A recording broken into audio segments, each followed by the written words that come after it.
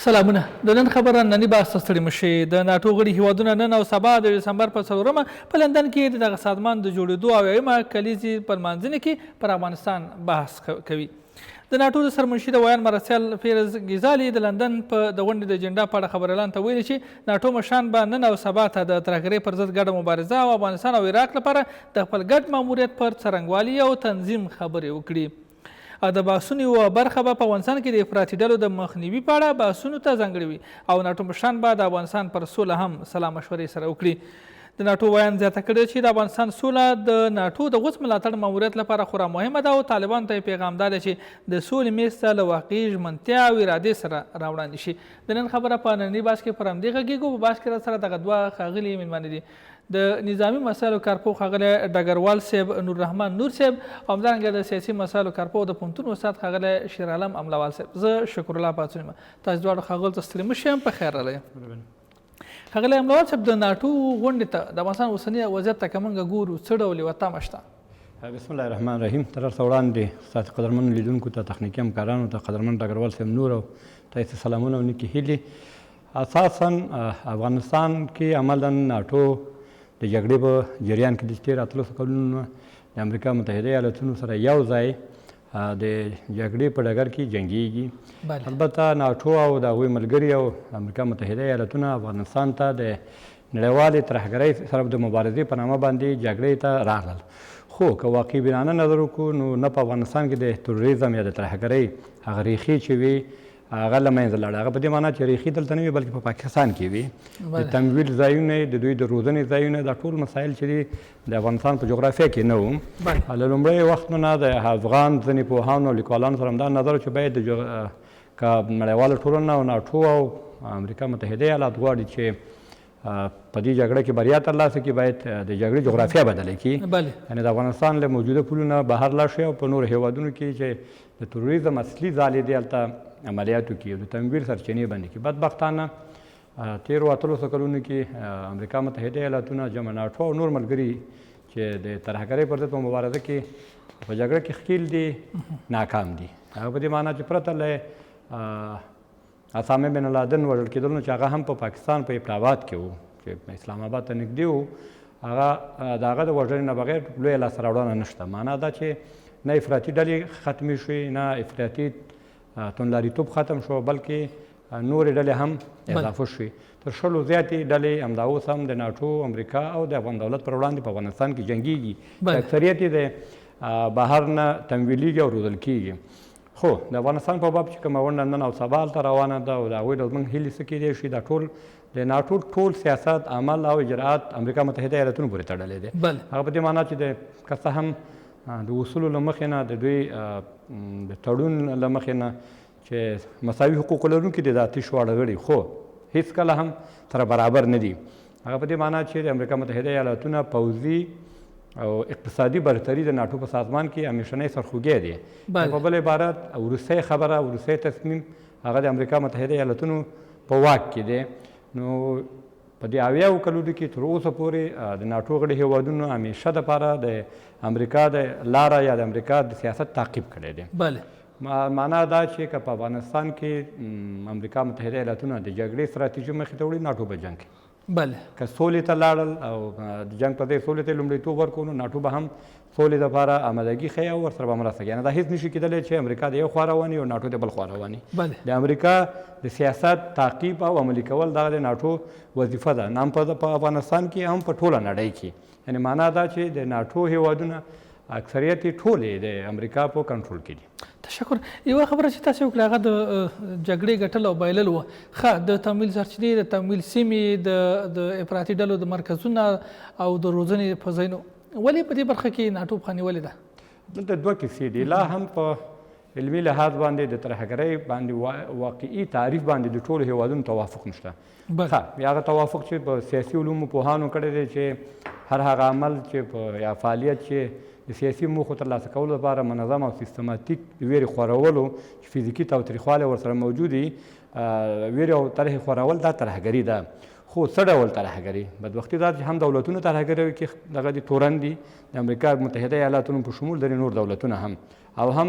ځینې ډلې ترهګري کوي. خو دغه فعالیت مثال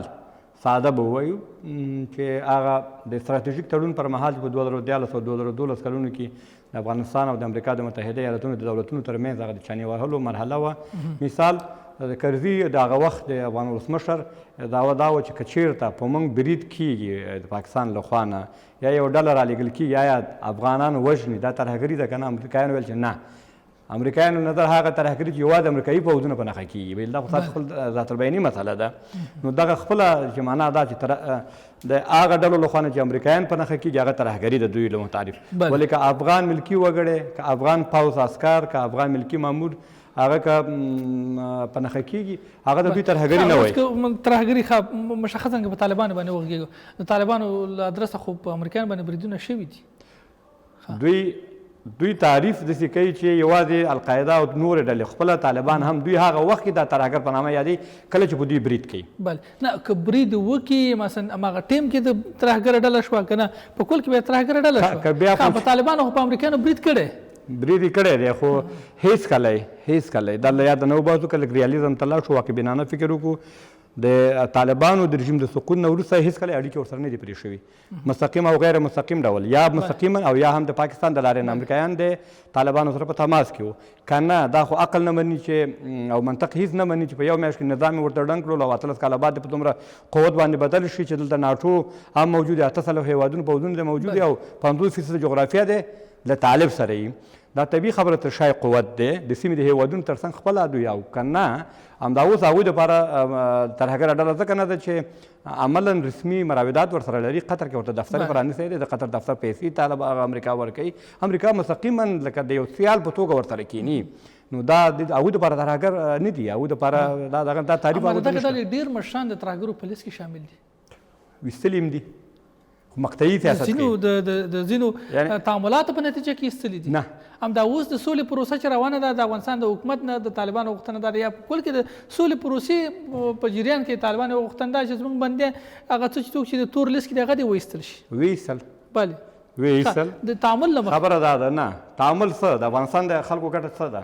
وژل شوي افغانان یو د افغانستان ګټه ده استاد، او یو په کل کې د ترهګرۍ او د نه ترهګرۍ خبره ده. خبره دا ده چې ځینې حالتونه ما تاسو مخکې ویلي چې واحد تعریف نشته، خصوصا د امریکایانو او د افغان دولت او د مخالفینو ترمنځ په جګړو کې. ځینې جګړې ته هغوی ترهګري وایي، ځینو ته نه وایي. هدف دا دی چې ښه که چېرته 100%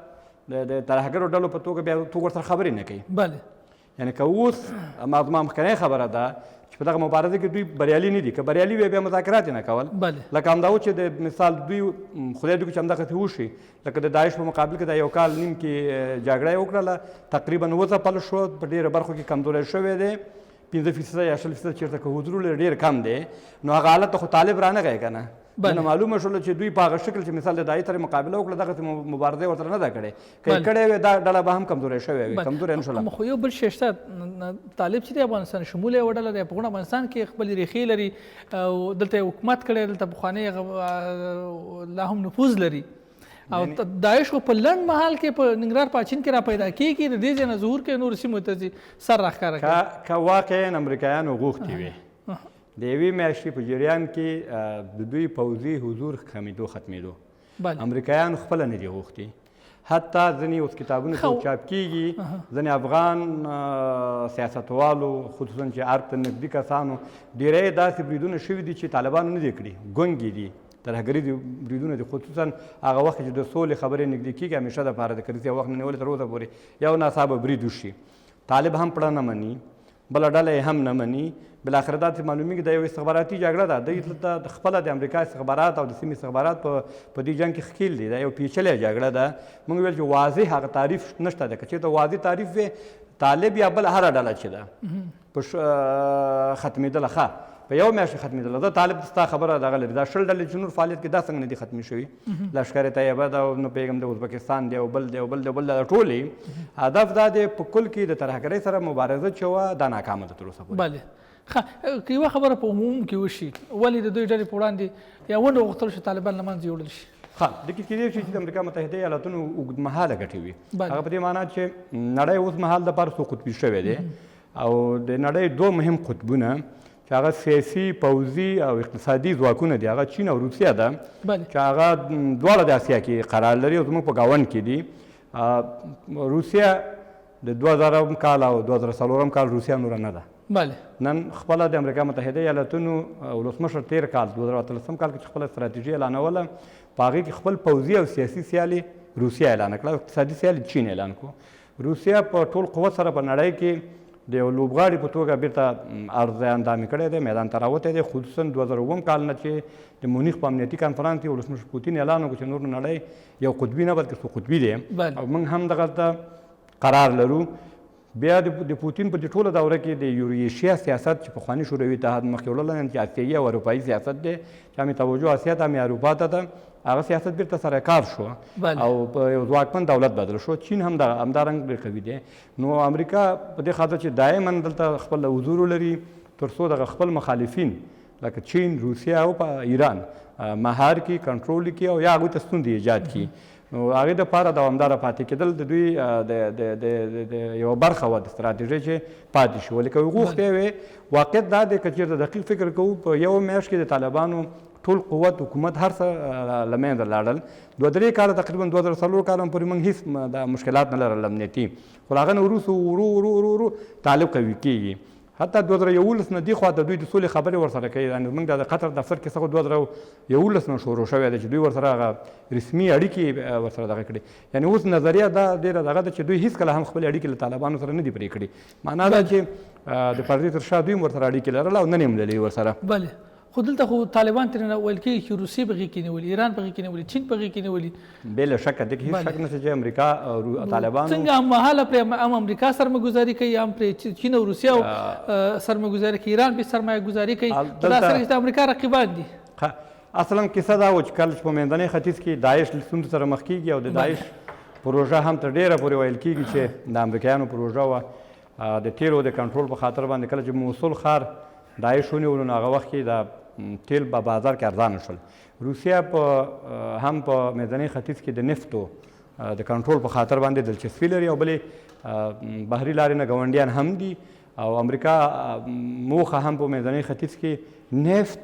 او د اسرائیلو ملاتړ دی. بیا د روسانو چې دی د سوریې او د عراق ملاتړ او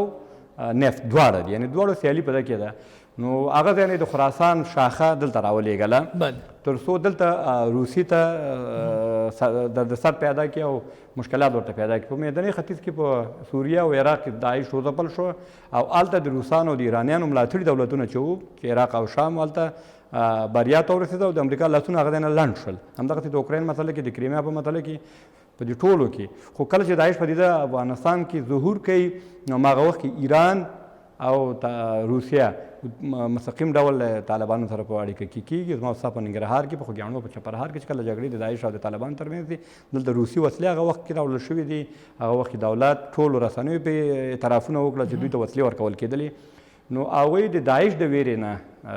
د طالبانو نه د خام موادو په توګه استفاده وکړل او امکانات او وسایل ورته ورکړل تر څو داعش وځپي. هم ایران دا کار وکړه، هم دا هو بلې موږ به دلته یو ډول دغه ویلی شو، هغه سیاسي بصیرت به ورته وي چې همزمان یې وکولی شول چې هم د روسانو مرسته واخلي، هم د چینایانو مرسته واخلي، هم د ایرانیانو مرسته واخلي او حتی د امریکایانو او د امریکایانو سره معاملې وکولی شو. بالاخره طالب په دې وتوانېدو چې نظامي ډله چې دوی ورته ترهګره ډله ویلې نن په یو ډیپلوماتیک پرستیژ او حیثیت کې قرار لري چې کله په بیجینګ کې ملمانې، کله په تهران کې ملمانې، کله په مسکو کې ملمانې او کله د امریکا سره مستقیما ګوري. یعنې دا هغوی وکولی شول چې همزمان اړیکې ښه که موږ داسې وایو چې هېڅ امکان نه لري. مثال ساده د ولسمشر کرزي په دوره کې افغانستان دولت 1.5 لک د امریکایانو پوځیان او ناټو پوځونه موجود وو، خو هغه وخت کې افغانستان دولت وکولی شو خپل بهرنی سیاست له ټولو ګاونډیانو سره په حسنه روابط ولري. هم کرزي په دوره کې د روسي سره موږ نیک روابط لرل، هم د چین سره، هم د ایران سره او هم د امریکا سره. همزمهاله یو ډله هم کولی شي چې خپل بهرنی سیاست د ټولو ښکیلو هیوادونو سره وساتي. البته دا مهارت پورې اړه لري. تشکر. مننه ښه. ښاغلی نور صاحب، ویل کېږي چې د ناټو دا غونډه چې نن او سبا کېږي د افغانستان په اړه به خپله یو لاره ځان ته ټاکي. مثلا د افغانستان اوسني وضعیت ته که موږ ګورو څه ډول یو اټکل کیدای شي ناټو د افغانستان په اړه څه ډول یو پرېکړه کوي یا که نوې لاره ځان ته ټاکي موږ څه تمه ترې لرلی شو؟ بسم الله الرحمن الرحیم. تاسو ته مخکې دینه چې تاسو سلامونه وړاندې کوم تخنیکی همکارانو ته دي ممبروال صاحب ته سلامونه وړاندې کوم بالغ نه بتاته ده جواب درکم. کوم د سي د دینه مخکې په دې باندې خبرې وکړو چې د ناټو دا چې زموږ په باره کې به څه فیصله کوي دا زموږ وضعیت به څه رقم باندې تحلیلوي نن او په سبا باندې ناټو راتګ افغانستان ته په دې باندې یو مکس وکړو تر څو پورې موږ په دې باندې پوه شو چې یاره رښتیا هم چې دغه ناټو چې دلته راغلی دا رښتیا وي د ترهګرۍ په خاطر باندې وه او که نه د ترهګرۍ په خاطر نه وه. دوی چې کوم وخت کې په 2001 کال کې کوم وخت په افغانستان باندې حمله وکړه یعنی دا 40 ملک په داسې ځان سره راټول کړل داسې سره د ملګرو ملتونو دا رقم باندې یو دستاویز ځان دپاره پیدا کړ چې زه ځم افغانستان ته او د دې په خاطر باندې چې افغانستان القاعده پر موږ باندې حمله کړې ده او موږ راځو دلته. اما د هغې نه کلونه تېر شول 19 کاله کم وخت نه ده. په دې 19 کالو کې برلوي دا چې القاعده له منځه لاړله د هغې سره 22 ګروپه نور چې دوی اعلانوي ورته چې دا 22 ګروپه یا 20 ګروپه یا 21 ګروپه نور دي ورسره چې حتی موږ به د هغې نومونه هم ونه پېژنو. موږ تاسو چې په ګوتو په شمار باندې یا یو نوم پېژنو یا به 2 نومه وپېژنو یا به 3 وپېژنو یا به 4 د 4 هم نه 5 هم څوک نه پېژني. اما ټول ویل کېږي چې 22 ګروپه دلته دي. کوم وخت چې دوی دلته راتلل له هغې نه مخکې یو ځل پاکستان سره وکتل پر دې باندې موږ په دې باندې پوه کړو ځانونه چې مخکې له دې نه یو ځل یې هلته وکتل چې دلته که موږ اردو جوړوو که دلته موږ پولیس جوړوو څه قسم یو پولیس به جوړوو. هغه یوازې د دوی پاکستان نه دا ورته پاکستان مشرف په هغه وخت باندې ورته دا خبره وکړه چې ته به داسې اردو نه جوړوې چې هغه موږ تهدید کړي داسې اردو به جوړوې چې په هغه خپله جغرافیه کې ډېر په هغه ډېرو هغه اولو وسایلو باندې لکه اوس چې د چک نه یې هغه اخیستي وو کلشنکوف اخیستي وو هغه به سلا به ورته ورکوي چې تر څو پورې دوی موږ تا ته بیا بل هغې نه یو اډم درکوو دلته چې په اډۍ باندې به شمسي اډۍ نه به ته تعرض هم کوې حمله به کوې مخکې به ځې پې باندې. اوس موږ په ناټو په دې باندې ګرځو نه په دې پسې ګرځو هم نه چې دوی او یو مکالیز خپل لمانځي او موږ به دا وضعیت څه قسم باندې تحلیلو بله او دا وضعیت به څه رقم باندې تحلیلو نو موږ دې پسې اوس ګرځو نو موږ په دې پسې یو چې آیا دا زموږ په وطن کې به صلح راځي که نه راځي. بله ځکه دلته د افغانستان د خلکو ټول وضعیت دا یو خبره ده چې باید صلح راشي په افغانستان کې. نو د دې په خاطر باندې زموږ یوازینی فکر او زموږ د ټولو خلکو فکر په همدې دی چې زموږ ورځ په ورځ باندې 200-300 کسان وژل کېږي. نو د دغې د مخنیوي په خاطر باندې باید موږ په خپله باندې نه چې د ناټو په خاطر موږ په خپله باندې په دې باندې کار وکړو تر څو پورې چې موږ یو ځای شو سره او د دغه اوسنۍ ناخوالو ته د پای ټکی کېږي. تشکر. تاسو په خپله یو نظامي هستۍ کله چې د ناټو غوندې یو مقتدر سازمان د افغانستان په اړه یو بحث کوي طبعا د افغانستان جګړه او پوځي حالت هم مخ ته ورته ایښودل کېږي. همدغه حالت د افغانستان پر پوځ څه ډول تاثیرات پرې ایستلی شي؟ د امریکې اصلا د دې ناټو څه فیصلې چې دي په راز کې چون دی پیسې ډېرې ورکوي تجهیزات ډېر دي سلاح یې ډېره ده د ده ټول واک او اختیار دا ده. اوس چې ټرمپ ځي ناټو ته اول ته د ده یوازینۍ هیله پکې دا ده چې تاسو خپل ونډه په دې کې زیاته کوئ نور په دې حساب باندې له سره کار هم نه کوي چې په افغانستان کې به څه کېږي او په عراق کې به څه کېږي. دا خو د ناټو د سرمنشي د ویان د مثال یا د ویان معاون دا خبره کوي. اما چون په مطبوعاتو کې همدا یو بل پسې نشر کېږي چې دوی خاص الخاص چې د وخت کې حرکت کوي ویل چې زه ځم د ناټو په غونډه کې چې په وایم وکالیزه کې به زه هغوی ته دا ما به دا خواستې نه چې دوی د خپله ونډه زیاته کړي. بله اما تاثیرات لري مثلا طبعا د افغانستان په جګړه تاثیر لري که نه لري؟ لري بالکل لري بالکل داسې لري ځکه اوس زموږ تجهیزات زموږ سلاح زموږ پیسې تمویلولې تجهیزولې دا ټول د ناټو په غاړه باندې دي. بله دا ټول د ناټو په غاړه دي. نو د دې په خاطر چې د هغې په غاړه دي خو دا په جنګ باندې مستقیما تاثیرات لري. بله په جنګ باندې مستقیما تاثیرات که دغه نن ناټو ته نه خپل تمویل بند کړي خپل تجهیز یې نه بند کړي دغه اردو نشي کولی چې وضعیت ته په کتو څه فکر کوئ جګړه به سړېږي که تودېږي؟ یاره چې اوس موږ ورته فکر کوو او اعلان امیدوار په دې یو چې د سړېدو په طرف باندې. بله ځکه امریکې چې تر پرونه پورې نه غوښتل چې په دې وطن کې صلح راشي نن هغه هم دې ته حاضره ده چې زه صلح غواړم ځکه چې دلته 2020 دلته د ټرمپ انتخابات په مخې دي په هر شکل چې کېږي باید دا ځکه دا د هغې خلکو سره وعده کړې ده، د خپلو خلکو سره وعده کړې ده چې زه به د سوریې نه او د افغانستان نه به خپل پوځیان راوباسم او هغوی به خپل کورونو ته راولم. نو همدغه په خاطر باندې راغلل باګرام ته او په باګرام کې دلته ورسره وکتل خپلو عسکرو سره او هغوی ته هماغلته مو ویلی چې تاسو غواړم چې بیرته خپل کورو ته راستانه شئ. نو زمونږ امیدواري پر دې ده چې اوس امریکا دې ته حاضره ده چې زه غواړم چې په افغانستان کې صلح راشي او پر جنګ باندې هم تسلط هغه چې خپل عسکر ته وایي چې کور ته راستانه شي، خو د افغانستان وضعیت ته که ګورو جګړه املوال صاحبۍ ونه ګټل شوه بلکې لا هم شدیده شوه او روانه ده او د جګړې د تمویل سرچینې او چې نه شوې د جګړې د روزنې مرکزونه د جنګیالیو د روزنې مرکزونه په نښه نه شول، مجبوریتونه موجود وه او ځینې نزاکتونه و چې مثلا هلته اقدام ونه شو. ستا په خپل نظر تر هغې چې د جګړې د تمویل سیمه نه وي په نښه شوې، تر هغې چې د جګړه مارو د روزنې سیمه په نه وي په نښه شوې، او تر هغې چې د دغې جګړې هغه اصلي د منشا ځای له منځه نه وړل شوی، فکر کوئ دا جګړه به ودرېږي؟ پاڅون صاحب زه درته یوه دا خبره په دغه شکل کې کوم چې دلته یوازې د جنګ د ختمېدو معامله دلته نه ده، دلته د ټرمپ د بیا ګټلو معامله ده. چون هلته استهزا اوس روانه ده په مطبوعاتو کې، دی په ټولو جهاني مطبوعاتو کې د استهزا مسله ده. د خپل ځان د استهزا د بچولو نه د هغې نه د ویستلو نه پر دې باندې هغه کار هغه په دې باندې په دې فکر کې نه دی چې دلته افغان وژل کېږي، هغه وایي افغان دې ووژل شي. ګوره 9 دوره مذاکرات وکړل، په یو ټویټ ټول بند کړه او ویې ویلې چې یو امریکایي وژل شوی ده، یو رومانیایي یو امریکایي وژل شوی ده، 10 نفره زموږ هم ورسره وژل شوي وو. هغه زموږ د وژلو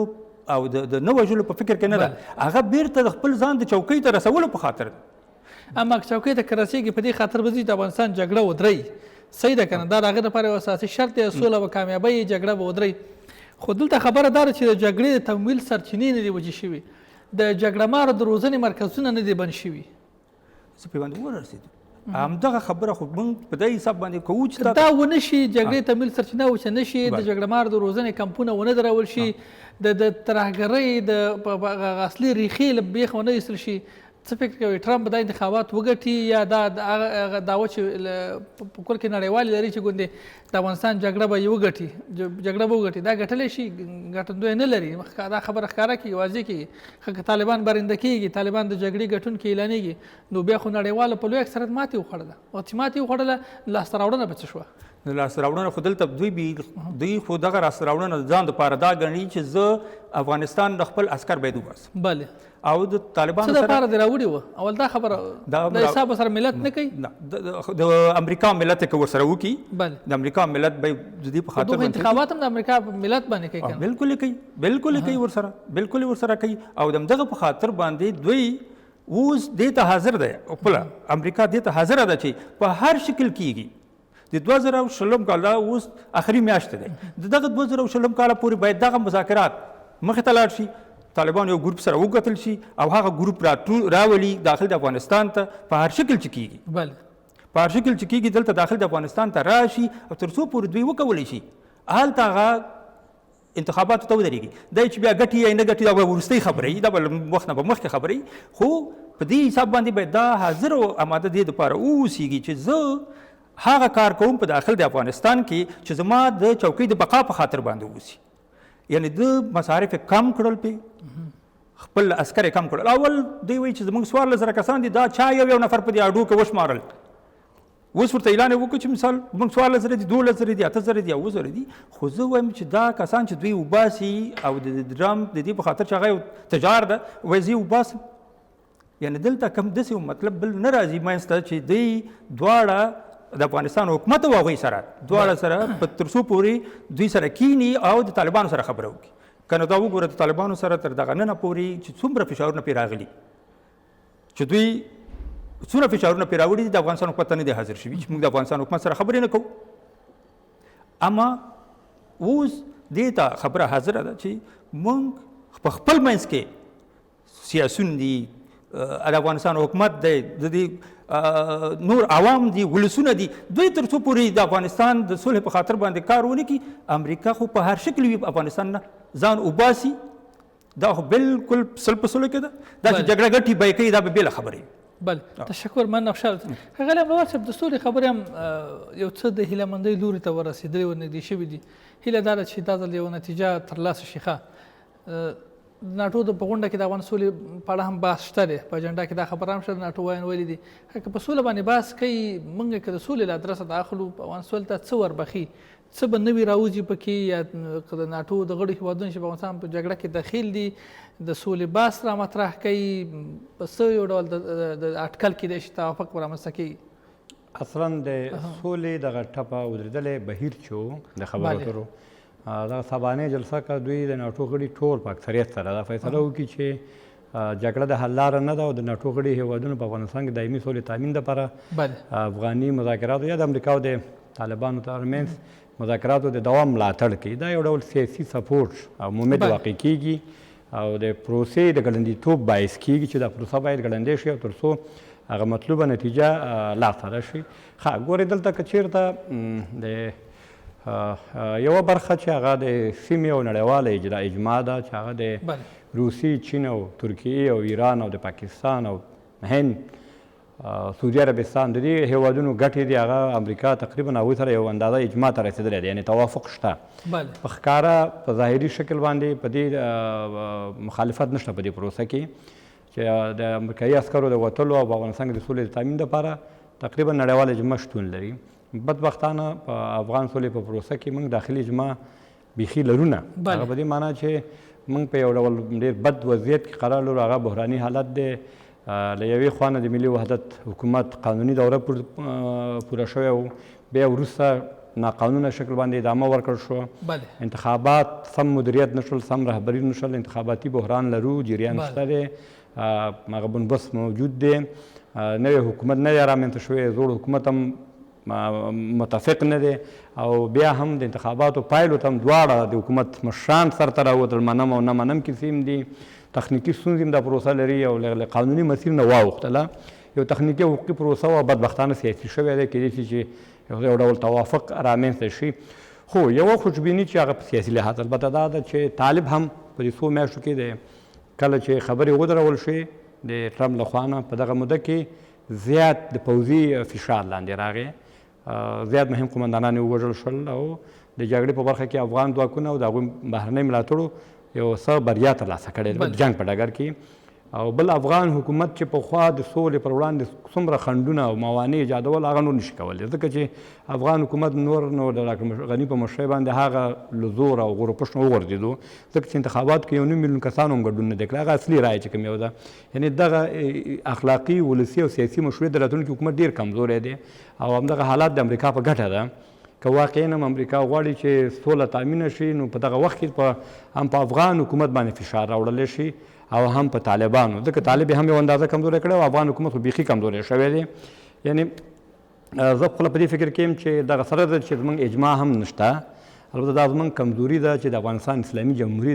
دولت د نظام په چوکاټ کې هغه خلک چې په حکومت کې دي او د حکومت نه بهر دي دوی ټول باید د دې نظام په چوکاټ کې سره منظم شي تر څو طالبانو سره خبرو ته چې کله ځو د امریکا د خبرو نه وروسته یو قوي موقف نه لاړ شو خو بدبختانه زموږ د حکومت رهبري په دغه نه تواني چې دغه اجماع رامنځته کړي له یوې خوا نه پخوانی ولسمشر دی چې د زیات قومي او سیاسي څیرې ورسره دي او ولسي ملاتړ هم سره لري هغه ورته ادعا وکړه چې حکومت پر وړاندې خنډ دی یعنې معنا دا چې د اپوزیسیون په کل کې د نظام په منځ کې هم دغه اجماع نشته حتی حکومتي اجماع هم نشته خپله د اجرایي رئیس او د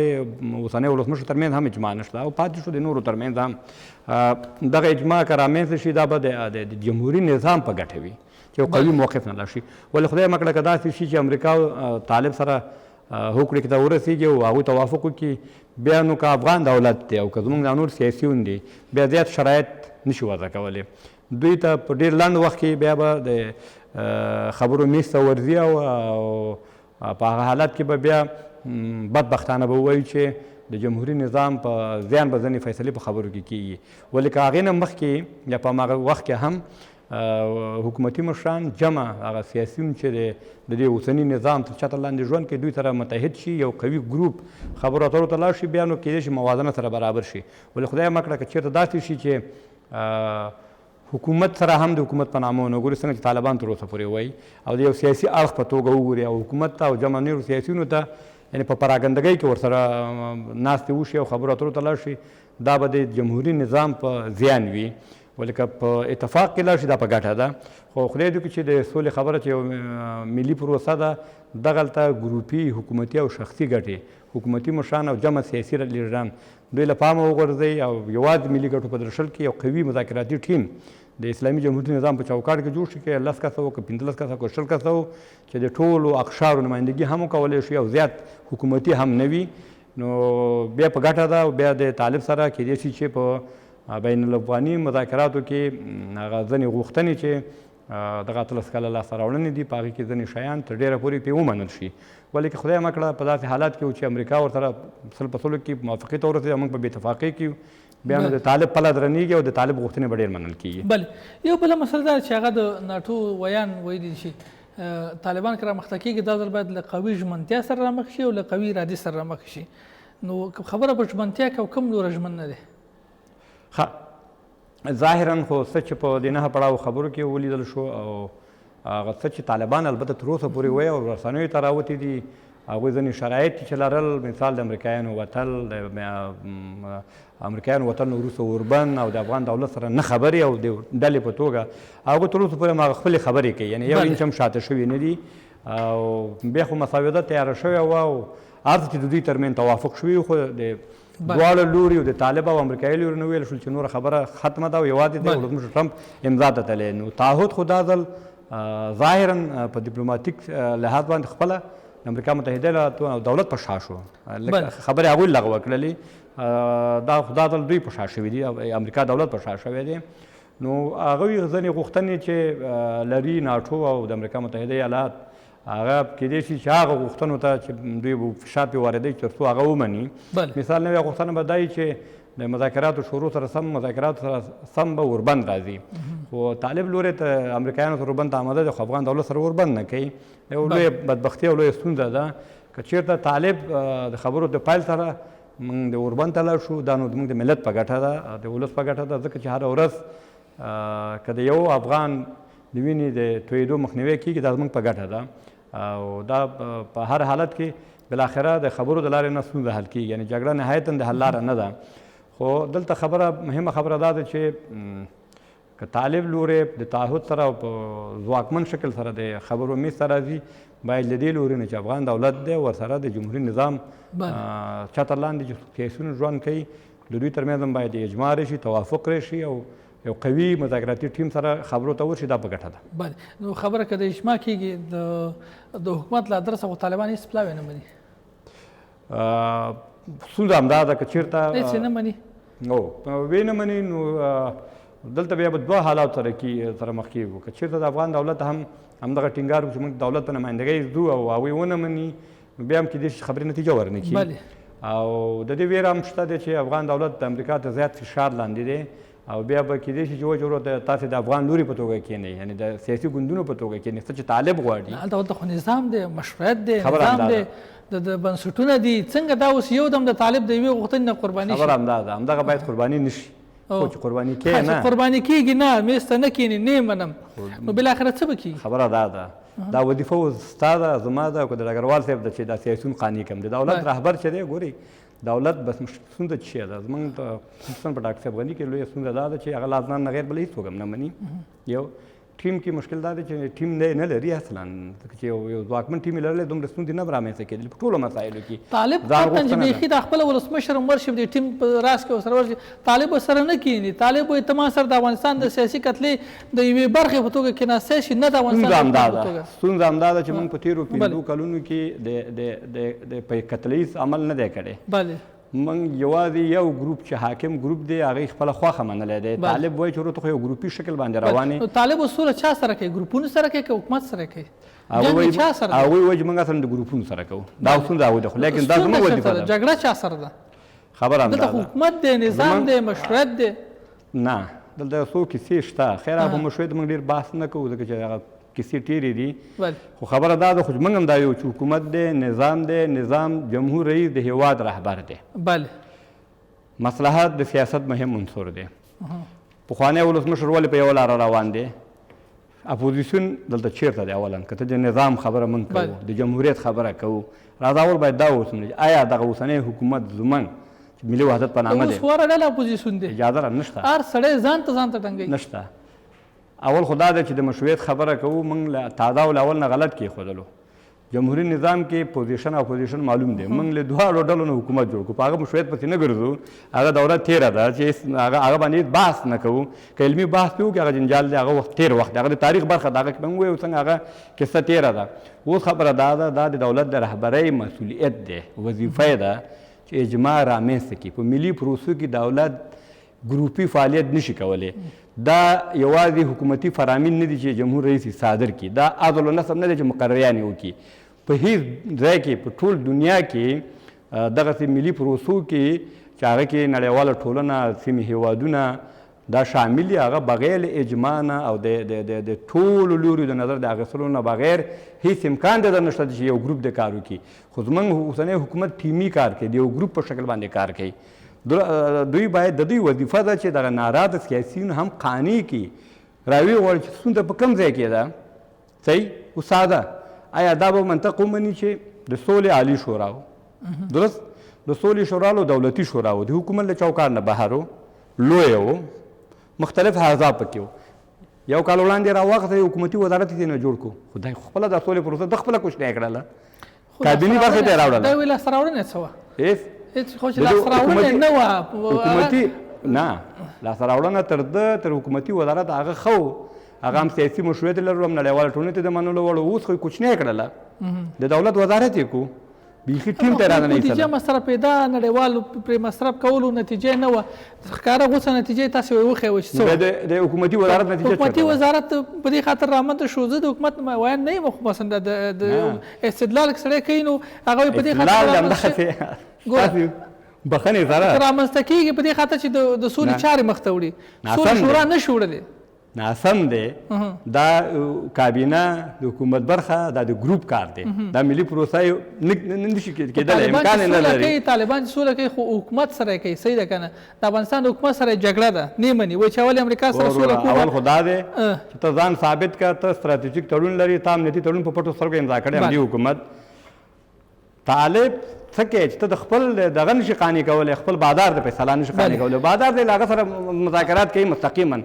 ته نور نو د دې شیانو نور دغه نه لري چې ما سره مستقیما مذاکرات وکړو او راول هغه څوک چې تا ته راغلی دی تا ته پیسې درکوي تا د امکانات درکوي ښه تاسې خو دا خبرې به موس کوئ مثال ته د حکومتي دغه نشته دغه د باګرام مسله په ډیپلوماتیک لحاظ باندې تر ټولو لویه تېروتنه چې ولس مشر وکړله هلته ورتګ ته نشته هغه نظامي اډه ده د هغوی ملکیت دی د هغوی قوانین هلته تطبیقېږي بیا هغه ځای کې ودرېدل او ټولو نورونو خلاف دا کیسې وشولې دا د هغوی یو د فلمر خوړلو یو شکراني مذهبي مراسم و امانت قرباني چاته ورکړه افغانستان ملت ته ورکړه اوس د افغانستان ګوره پاڅون صاحب د افغانستان د باتور ملت د افغانستان د اوسني نظام د افغانستان د اساسي قانون حیثیت ته صدمه ورسېدله په هیڅ ځای کې دا کار نه دی شوی اوس پخوانی وخت نه دی چې موږ چې توره لرم او ډال لرم اوس په ټکنالوژۍ ده بټنه ټکنالوژۍ ده هېڅ دا کار نه کوي بلې تورې او ډال وختونه اوس لري جاپان کې همداسې پوځونه پراته دي کله د جاپان صدر اعظم ورغلی دی په داسې حالت کې اډې دی په د شپېتو هېوادونو کې د امریکا پوځونه پراته دي یو ځای کې منور دي او بیا په نیمه شپه تک هغه بېله مسله ده مطلب دا دی چې موږ په دې نه یو توانېدلي چې خپل دغه ستراتیژیک دوست چې ورته وایو ستراتیژیک تړون ورته لرو امنیتي تړون ورته لرو دا ولې اول خو خبره دا ده موږ باید د دې ظرفیت پیدا کړو د دې کفایت نه لرو ګوره ځوانه نه امریکا قانع کولی شي چې ستا ستراتیژیک او امنیتي تړون ورسره لري چې تا سره کښېني نه خپل حکومتي مامور قانع کولی شي تا په فرمان باندې مقرر شوی دی او نه له سیاسیونو سره ګزاره نه کوي همدا به ما سره راځي خو نه کښېني درسره تشکر من خوشحاله اوسئ هغه ډګروال صاحب بحث راټولو بالاخره حل لاره څه ده موږ څنګه کولی شو د نړیوالو متحدینو نه یا د نړیوالو دغسې لویو غونډو نه د افغانستان په نفع استفاده وکړو له ټولو نه موږ مخکې په دې باندې باید هغه وکړو لکه مخکې چې حملوال صاحب وویلې نور د امریکې د ناټو د غونډې د جوړېدلو د نه جوړېدلو بحث په خپل ځای باندې اما زموږ بحث په دې کې چې موږ د دې څه رقم استفاده وکولی شو او زموږ استفاده یوازې دا دی چې زموږ ټول سیاسیون سره راټول شي بله مخکې املوال صاحب چې په یوه خبره باندې بحث یې وکړ رښتیا وي موږ تر اوسه پورې رئیس جمهور پر دې باندې حاضر نه شو چې دغه ټول خلک دغه سیاسیون راټول کړي. ملامت څوک دی؟ یوازې رئیس جمهور دی. اوس په دې باندې هم ملامتي نه راچو چې دا رئیس جمهور ملامت ده او که سلامت ده او ملامت او سلامت به د اوس زه درته وایم کنه په دې باندې یوازې ملامت چې دی دغه خپله دا سیاسیون دي چې دوی په دې ځای نه روان شول لاړل قطر ته دې ځای نه لاړل شوروي مسکو ته او د مسکو نه مثال په چین کې جوړېدل په هغې باندې غونډه جوړېدل او د هغې دپاره خپل ځانونه کاندید کړ چې موږ او هغه ورسره مخکې تر مخکې نه رئیس جمهور ورسره پخواني رئیس جمهور ورسره وکتل او هغه د ده په وړاندیز باندې جوړ شوی وه. د رئیس جمهور پخواني رئیس جمهور د حامد کرزي په وړاندیز باندې دغه د بیجینګ غونډه جوړه شوې وه چې دا باید پکې برخه واخلي. دا چې ورته ویلی چې اشرف غني ورته ویلی چې ته پکې هغه نشي کولی ګډون نشي کولی د په وینا باندې چې زما نوم یې د هغه نه ووهه ویلی چې زه راټول شي. اوس زموږ او د دې نه د ګټه اخیستلی په دې کې دی چې موږ وکولی شو د دې نه په خپله نفع باندې څه رقم موږ استفاده کړو او هغه استفاده به یوازې دا وي چې موږ په خپل منځو کې متحد شو د یو قوي ټیم په قسم باندې که زه خبرو ته ورځو خبرو ته که وړه دوحې کې که په هر ځای کې اوسېږي هلته لاړ شو خبرو ته د خبرو په نتیجه کې موږ دا ورته وروښیو چې یاره موږ خلک دغه خواستې لري.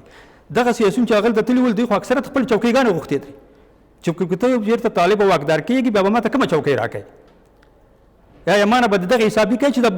بلند منزلې مې جوړې کړي دي بلډینګونه مو جوړ کړي دي خلکو نه به مو ځمکې نیولي دي خلکو نه مو کورونه نیولي دي دا به موږ نه پوښتنه کوي که نه کوي. نو چې کوم وخت کې دوی پر دغه باندې له هغوی نه داسې یو شین څراغ واخلي چې د دا پوښتنه نه کوي نو بنا ټولې خبرې ورته حل دي. نو زموږ هیله او امید دا دی چې تر څو پورې په آینده کې موږ وکولی شو تر څو پورې یو واحد ټیم جوړ کړو ښه ټیم جوړ کړو او د لاړ شو تر څو پورې د صلح ته ورسېږو. تشکر. مننه. خوشحاله اوسئ له دواړو ښاغلو د نظامي مسایلو کارپوه ښاغلی ډګروال صاحب نور الرحمن نور صاحب او همدارنګه د پوهنتون استاد او د سیاسي مسایلو شنونکی ښاغلی شیرعالم مملوال صاحب د دواړو ښاغلو یوه نړیمن کور ماباد چې راغلی بحث کې مو ګډون وکړو. تشکر. خوشحاله اوسئ. د انعکاس راډیو تلویزیون قدرمنو لیدونکو او خوږو اورېدونکو نننی بحث هم دلته پای ته رسېږي. الله مو مل شه.